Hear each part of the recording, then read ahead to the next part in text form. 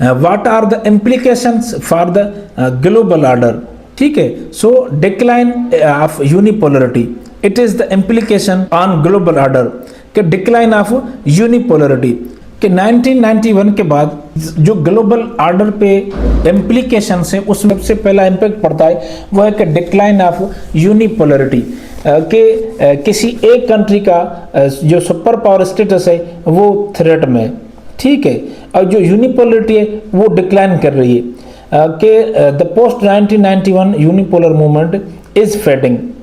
जो unipolar movement थी वो खत्म हो रही है अभी। चाइना's rise signals a systemic power transition, China का जो राइज है वो एक सिस्टमिक पावर ट्रांजिशन का सिग्नल दे रहा है, making the world more contested and unstable कि जो आज का वर्ल्ड है वो ज़्यादा कॉन्टेस्ट की तरफ जा रहा है और इंस्टेबिलिटी की तरफ जा रहा है और वो अनस्टेबल होगा, ठीक है। मीन्स डिक्लाइन ऑफ यूनिपोलरिटी हो रही है तो यहाँ पे अब मल्टीपोलरिटी होगी, मल्टीपल पावर्स होंगे। जहाँ पे एक पावर होता था, जहाँ पे ज़्यादा पावर्स होंगे तो जो वर्ल्ड है उसमें ज़्यादा कंपटीशन आएगा, उसमें ज़्यादा इनस्टेबिलिटी आएगी, उनमें ज़्यादा एक राइवलरी होगी तो इम्प्लीकेशन ज़्यादा हुई। उसके बाद दूसरा जो क्राइसिस है वो है क्राइसिस ऑफ लिबरल इंटरनेशनलिज्म कि the US built system free trade open markets democracy is under strain कि भाई जो लिबरल इंटरनेशनल सिस्टम है वो अभी क्राइसिस में है। वो क्राइसिस में कैसे है कि यूनाइटेड स्टेट्स ऑफ अमेरिका ने एक लिबरल इंटरनेशनलिज्म दिया, उसमें क्या था कि इकोनॉमिक पॉलिसीज थी, उसमें गवर्नेंस पॉलिसीज थी या जो फॉर्म ऑफ गवर्नमेंट था लाइक डेमोक्रेसी या जो आपकी इकोनॉमी में फ्री ट्रेड था, ओपन मार्केट्स थे, डेमोक्रेसी थी, ह्यूमन राइट्स थे, अभी वो कमज़ोर पड़ रहा है, ठीक है। तो now China promotes sovereign development and non interference appealing to authoritarian regimes and developing nations. पहले क्या होता था कि यूनाइटेड स्टेट्स ऑफ अमेरिका ये करता था कि जहाँ पे अगर ह्यूमन राइट्स की वायलेशन होती थी, डेमोक्रेसी नहीं होती थी, ठीक है, या वहाँ पे एक वन पार्टी सिस्टम होता था तो वहाँ पे यूएस इंटरवीन करता था ताकि डेमोक्रेसी को इंश्योर कराया जाए, ठीक है। तो यहाँ पे अब क्या हो रहा है, जो इंटरवेंशनिस्ट पॉलिसीज थी यूएस की उस पे एक डिबेट है, यूँ समझो कि वहाँ पे यूएस को एक इन्वेडर के तौर पे देखा जाता है। लेकिन यहाँ पे क्या हो रहा है कि चाइना अब प्रोमोट्स कर रहा है सोवरेन डेवलपमेंट, नॉन इंटरफेरेंस के अभी जो अथॉरिटेरियन रिजीम्स हैं वो प्रोमोट होंगे, उनका जो एक चेक एंड बैलेंस था वर्ल्ड लेवल पे वो नहीं होगा, ठीक है। सो अभी जो डेमोक्रेसी है वो यूँ समझो कि ख़त्म हो रही और जो इकोनॉमिक एक सिस्टम था यूएस का जिसको हम कैपिटलिज्म कहते हैं वो कमज़ोर पड़ रहा है, ठीक है। उसके बाद emerging multipolarity, middle powers like India, European Union, Japan, Russia now pursue autonomous strategies leading to a multiplex order not bipolar but pluralistic.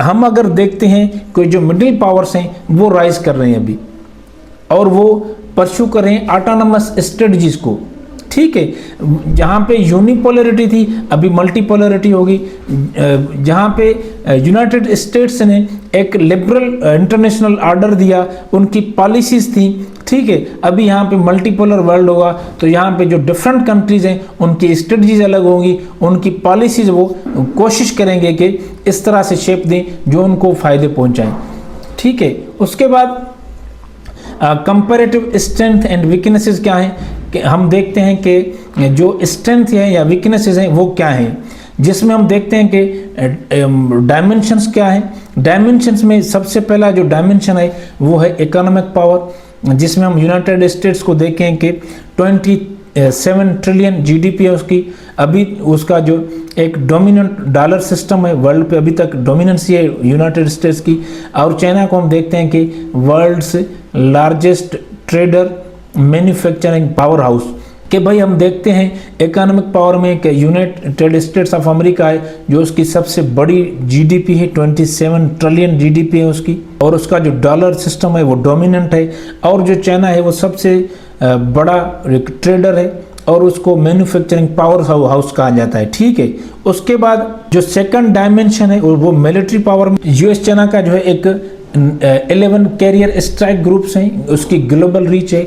हम चाइना को देखते हैं कि वो रैपिडली मॉडर्नाइज कर रहा है और रीजनल सुपेरियरिटी उसको मिल रही है स्लो स्लो। ठीक है, उसके बाद टेक्नोलॉजिकल डायमेंशन में हम देखते हैं कि इनोवेशन एंड पेटेंट्स लीडरशिप के यूनाइटेड स्टेट्स जो है वो इनोवेट करता है और उसकी लीडरशिप है। यूँ समझो कि जो चाइना है वो ग्रोइंग एज इन एआई, वो चाइना ग्रो कर रहा है आर्टिफिशियल इंटेलिजेंस में, 5G में और क्वांटम कंप्यूटिंग में। सॉफ्ट पावर का जो डायमेंशन है उसमें हम देखते हैं कि हॉलीवुड्स एजुकेशन अलायंसेस, कि हॉलीवुड मूवीज़ उसकी हैं या जो एजुकेशन सिस्टम है या जो अलायंसेस हैं यूएस की। उसके बाद हम चाइना को देखते हैं कि कन्फ्यूशियस इंस्टीट्यूट्स हैं उसके, इंफ्रास्ट्रक्चर, डिप्लोमेसी लाइक भी आ रहा है उसका। चैलेंजेस क्या हैं कि यूनाइटेड स्टेट्स में वहाँ पे पॉलिटिकल पोलराइजेशन है, डेप्ट है, ओवर रीच है। चाइना में क्या है, अथॉरिटेरियन लेजिटिमेसी क्राइसिस है और डेमोग्राफिक डिक्लाइन है उसमें। ठीक है, so implications for Pakistan and South Asia हम ये डिस्कस करते हैं कि इसके इम्पैक्ट्स क्या है पाकिस्तान के लिए और साउथ एशिया के लिए। कि सीपेक्स सेंट्रलिटी, कि Pakistan partnership with China under BRI gives strategic depth but raises suspicion in Washington.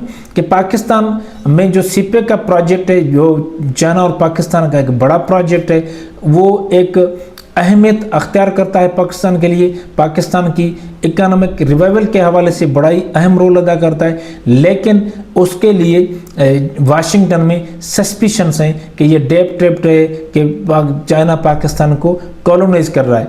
ये जो और चाइना की जो राइवलरी है इसका इम्पैक्ट पाकिस्तान के पे ये पड़ेगा। सीपेक है वो एक सस्पिशन में रहेगा, वाशिंगटन उसको डेवलप करने नहीं देगा।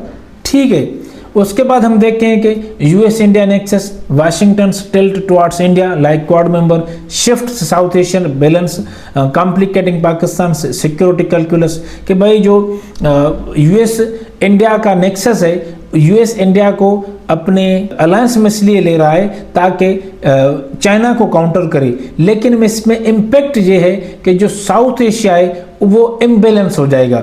लाजमी इंडिया एक क्वाड मेंबर है, अमेरिका का क्लोज एलाय है, तो इसमें जो इंडिया की पोजीशन होगी वो बेहतर पोजीशन होगी, उसको मिलिटरीली सपोर्ट करेगा अमेरिका।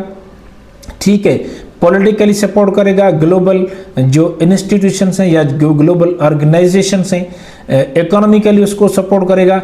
और ये अगर इंडिया यूएस चाहता है कि इंडिया चाइना को काउंटर करे, चाइना को कंटेन करने के लिए यूएस की हेल्प करे, लेकिन इंडिया हमेशा पाकिस्तान के खिलाफ रहा है, पाकिस्तान से उसकी यूँ समझो कि कभी नहीं बनी।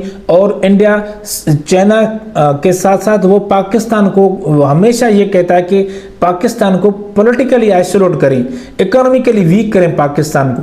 पाकिस्तान पे इस तरह की एलिगेशन लगाता है कि पाकिस्तान टेररिज्म को प्रोमोट करता है, टेररिज्म को पाकिस्तान काउंटर नहीं करता, या जो टेररिस्ट ऑर्गेनाइजेशंस हैं उनके पीछे पाकिस्तान है। तो इस तरह अगर यूएस इंडिया का नेक्सस है ये साउथ एशिया में इम्बैलेंस पैदा करता है, और पाकिस्तान के जो सिक्योरिटी इश्यूज हैं वो सिक्योरिटी इश्यूज प्रिवेल करते हैं, और जो सिक्योरिटी कैलकुलस है वो कॉम्प्लिकेट हो जाती है पाकिस्तान की। ठीक है, तो ये है तो यूएस इन चाइना की राइवलरी, लेकिन उस राइवलरी का जो डायरेक्ट इम्पैक्ट पड़ता है वो पाकिस्तान पे और साउथ एशिया पे इस तरह से पड़ता है कि इंडिया मजबूत हो रहा है, और पाकिस्तान के लिए ये जो यूएस इंडिया नेक्सस है वो पाकिस्तान के लिए खतरे से खाली नहीं है, वो पाकिस्तान के लिए फ़ायदेमंद नहीं है। उसके बाद strategic autonomy, Pakistan must adopt a hedging strategy, align economically with China while engaging diplomatically with the US। ये पाकिस्तान के लिए स्ट्रेटेजिक ऑटोनॉमी एक चैलेंज है। वो कैसे चैलेंज है? वो यूएस चाइना राइवलरी पाकिस्तान की ऑटोनॉमी को कैसे इम्पेक्ट कर रही है? वो इसलिए कि पाकिस्तान चाइना के साथ भी चलना चाहता है और यूएस के साथ भी, लेकिन वहाँ पे पाकिस्तान को क्या करना चाहिए, लेकिन वहाँ पे पाकिस्तान को डिफ़िकल्टीज हो रही हैं। अब पाकिस्तान को क्या करना चाहिए कि economically as Pakistan and China has started CPEC, कि पाकिस्तान और चाइना ने सीपेक स्टार्ट किया है, तो इकोनॉमिकली पाकिस्तान चाइना के साथ रहे और डिप्लोमेटिकली पाकिस्तान यूएस के साथ रहे। ठीक है। रीजनल ऑर्डर, द राइवलरी में militarise the Indian ocean impacting Pakistan maritime security and trade routes. कि भाई हम देखते हैं कि यूएस इंडिया जो है उनका एक क्वाड है, ठीक है, both are members of Quad, और यहाँ पे क्या होगा कि यूएस इंडिया को सपोर्ट कर रहा है ओशंस में, इंडो पैसिफिक रीजन में, और यहाँ पे पाकिस्तान के लिए क्या इम्पैक्ट पड़ सकता है इस यूएस चाइना राइवलरी में कि इंडियन जो ओशन है ये मिलिटराइज हो जाएगा और पाकिस्तान की जो मैरीटाइम सिक्योरिटी है या जो ट्रेड रूट्स हैं वो खतरे में पड़ सकते हैं। ठीक है। जो यूएस और जो चाइना की राइवलरी है वो इंडियन ओशन को मिलिटराइज करेगी, लाइक नेवी की प्रेजेंस होगी। ठीक है। तो इस तरह अगर दोनों कंट्रीज की नेवीज होंगी तो जो मैरीटाइम सिक्योरिटी है पाकिस्तान की और जो ट्रेड रूट्स हैं पाकिस्तान के वो खतरे में आ जाएंगे। तो इसी तरह ये यूएस चाइना राइवलरी पाकिस्तान को इम्पेक्ट कर रही है। ठीक है। उसके बाद हम देखते हैं कि क्रिटिकल इवैल्यूएशन क्या है। The US aims to preserve hegemony but its liberal order faces legitimacy and internal challenges. कि भाई यूएस चाहता है कि जो उसकी हेजमनी है वो बरकरार रहे, लेकिन जो लिबरल ऑर्डर है वो लेजिटिमेसी और इंटरनल चैलेंजेस का शिकार है, उनको सामना है लेजिटिमेसी का और इंटरनल चैलेंजेस का। इंटरनल चैलेंजेस क्या है लिबरल ऑर्डर में कि वेस्टर्न वर्ल्ड में हम देखते हैं कि वहाँ पे भी जैसे ब्रेक्जिट हो गया, ठीक है, या ट्रम्प की जो पॉलिसीज़ हैं वो एक यूँ समझो कि डेमोक्रेट नॉर्म्स के खिलाफ हैं। तो इस तरह की जो लेजिटिमेसी है या जो इंटरनल चैलेंजेस हैं वो लिबरल वर्ल्ड ऑर्डर के लिए बड़ा डिफ़िकल्ट है, और जो यूएस की जो हेजमनी है उसको अभी खतरा है। So China's rise is material but not ideological. Its authoritarian model lacks universal appeal. China का जो राइज है मटेरियल में, वो राइज सिर्फ मटेरियल में, आइडियोलॉजिकल नहीं है। उसकी जो आइडियोलॉजी है वो एक वो अथॉरिटेरियन मॉडल है, वो जो एक इंटरनेशनल वर्ल्ड है या जो इंटरनेशनल ओपिनियन है वो अथॉरिटेरियन मॉडल को एक्सेप्ट नहीं कर रहे। चाइना का जो राइज तो है, इकोनॉमिक राइज तो है, उसको तो दुनिया देख रही है, लेकिन उसकी जो आइडियोलॉजी है लाइक अथॉरिटेरियन मॉडल उसको दुनिया एक्सेप्ट नहीं कर रही, उसको दुनिया प्रोमोट करने से रोक रही है। ठीक है। So unlike the cold war this is not purely ideological but interdependent rivalry, both economies are intertwined. के जो कोल्ड वार थी ये उसी तरह की वार नहीं है कि जहाँ पे सिर्फ आइडियोलॉजिकल वार थी जिस तरह यूएसएसआर और यूएस में थी, लेकिन यहाँ पे इंटरडिपेंडेंट राइवलरी है कि राइवलरी भी है और इंटरडिपेंडेंट भी हैं, दोनों एक दूसरे पे। ठीक है। क्योंकि वो दोनों की जो इकोनॉमीज हैं वो एक दूसरे के साथ जुड़ी हुई हैं, यूँ समझो कि। ठीक है। Hence a cold peace or competitive coexistence seems more likely than outright confrontation. कि हम देखते हैं कि इनका कॉम्पिटिटिव को एग्जिस्टेंस है जहां पे आउटराइट कन्फ्रंटेशन नहीं, डायरेक्ट कन्फ्रंटेशन नहीं हो सकती। So scholarly inside China is a reformist rather than a revolutionary power, it seeks to reshape not overthrow the existing power. कि भाई हम अगर देखते हैं जो जॉन एकेम्ब्री है वो कहता है कि चाइना एक रिफॉर्मिस्ट है, वो कोई रिवोल्यूशनरी पावर नहीं है, वो सिर्फ रीशेप करना चाहता है सिस्टम को, जो एग्जिस्टिंग ऑर्डर है उसको रीशेप करना चाहता है, उसको ओवरथ्रो नहीं कर सकता। This suggests that the rivalry may transform the liberal order not destroy it. कि ये नज़र आ रहा है कि ये जो राइवलरी है दोनों के बीच में वो ट्रांसफॉर्म कर सकती है लिबरल वर्ल्ड ऑर्डर को, उसको ख़त्म नहीं कर सकती। ठीक है। सो वे फॉरवर्ड क्या है कि strategic restraint both powers must avoid zero sum politics particularly in Taiwan and the South China Sea. So what is strategic restraint like in international relations? Strategic restraint means that powerful countries consciously avoid actions that can escalate conflicts or create direct confrontations even when their interests clash. It is essentially a way to manage rivalry without letting it spiral into war. When we talk about both powers here, ठीक है, why strategic restraint is needed? Number one, avoiding zero sum politics. Like zero sum thinking is when one side believes that any gain for the other is a loss for themselves. For example, if China strengthens control over the South China Sea, a zero sum view would see this as a total loss for the US and its allies. Strategic restraint encourages both sides to recognize that not everything is a win-lose scenario.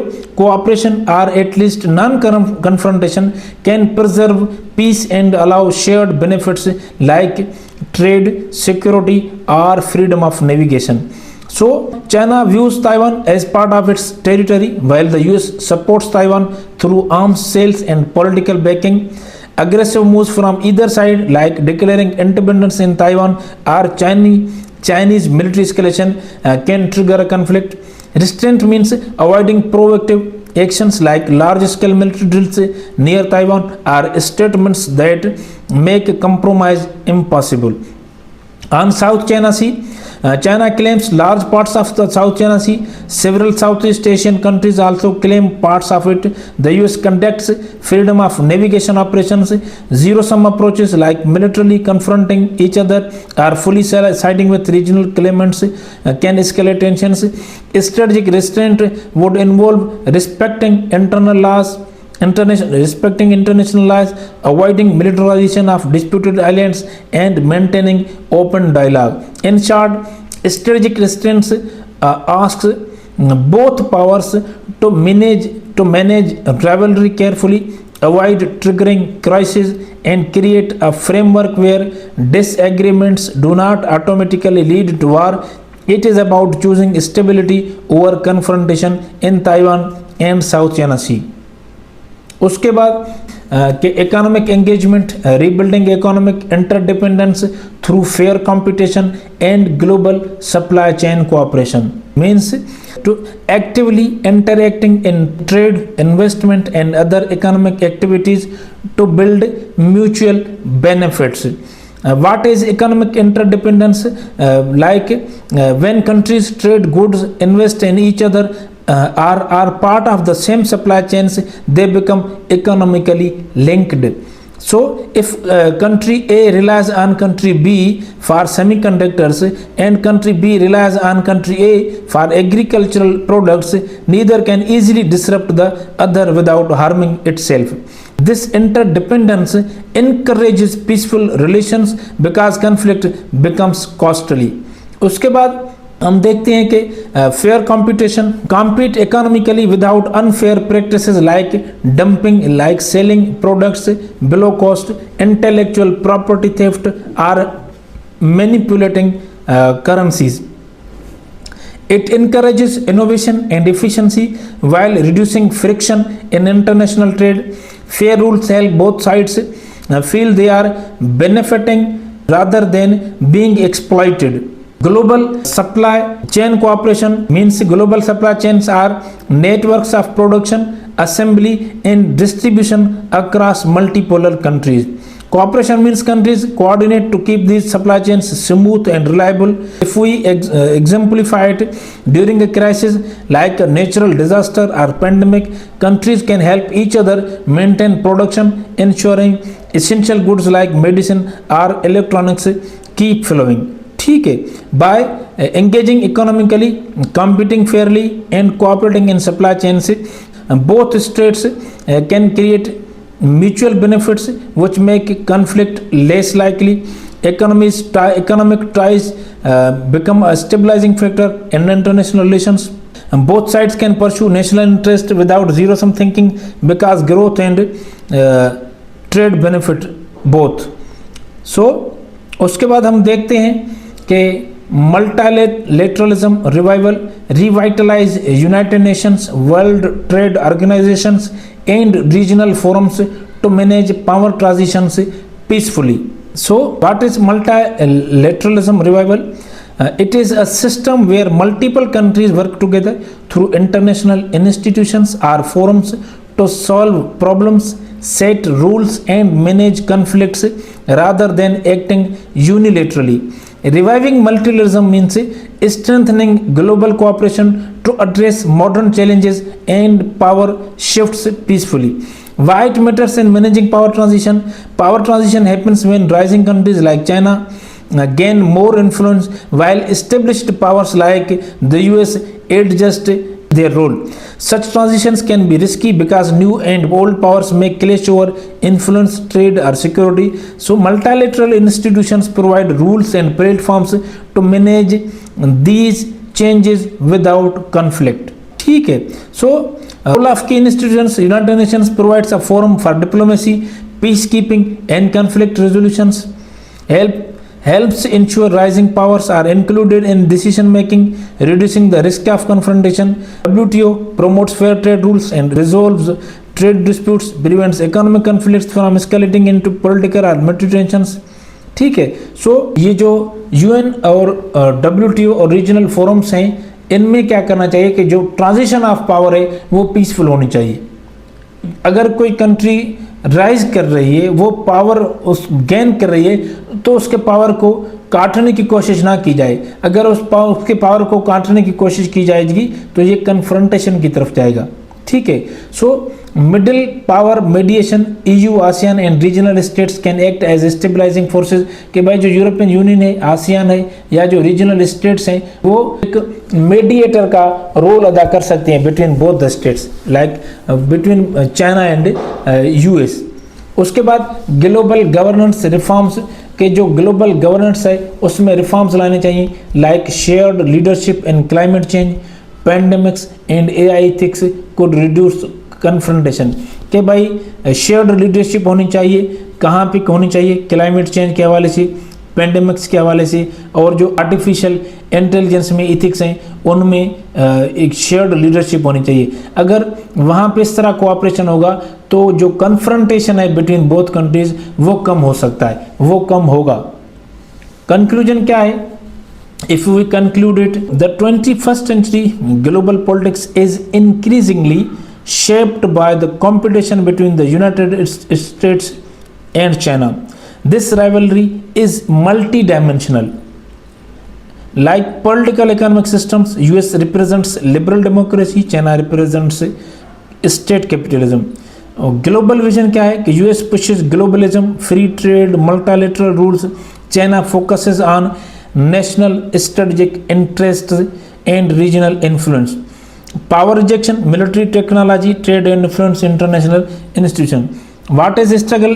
How struggle between ideologies and models? कि हम देखते हैं कि भाई the rivalry is not just about power, it is also about different world views. Liberal democracy versus state capitalism, open societies and markets versus government-led development and centralized control. Globalism versus nationalism, cooperation across borders versus prioritizing national self-interest. Importantly, this struggle is not zero-sum. The outcome will likely produce a redefined multipolar world rather than one absolute winner. What is redefined world order? The new world will likely be characterized by plurality, like multiple centers of power, not dominated by a single country. Interdependence, like economies, supply chains and security will be linked. Conflicts will be costly.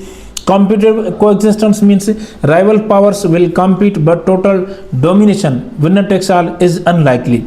Implications for Pakistan and other developing nations, वो क्या है कि countries like Pakistan will not simply align ideologically with the US or China. Success lies in pragmatic balance, means maintain good relations with multiple powers, avoid being forced into choosing sides based purely on ideology. Economic diplomacy और ideological alignment क्या है कि focus on trade, investment, infrastructure, technology and development. Use strategic partnerships to achieve economic growth rather than joining ideological blocks. In short, the US-China rivalry shapes the 21st century. Its outcome will be multipolar, interdependent world, not a winner-takes-all scenario. Developing countries like Pakistan should pursue flexible, pragmatic diplomacy, leveraging economic ties and cooperation instead of rigid ideological alignment. सो आज के लिए यही था. So thanks for watching. Kindly like, comment, share and subscribe our channel. Thank you so much.